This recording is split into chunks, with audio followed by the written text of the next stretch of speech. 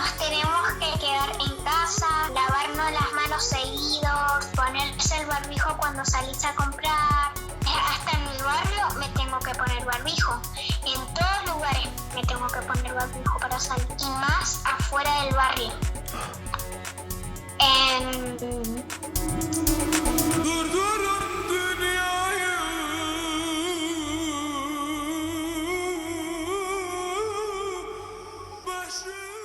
Tenemos que cuidarnos, nos tenemos que ayudar y les tenemos que aplaudir a los médicos cuando hacen su esfuerzo.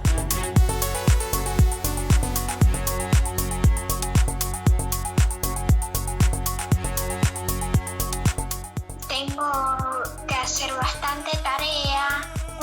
Me pongo a la tarde con el lápiz en goma, hago la tarea y no puedo ver a mis amigos, pero es así.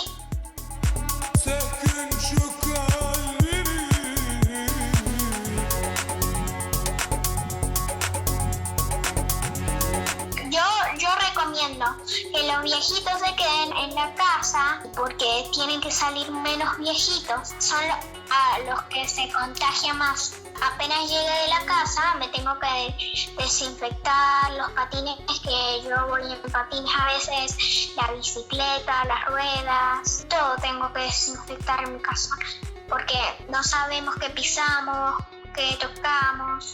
Tenemos que aguantar hasta que llegue el día que termine la cuarentena.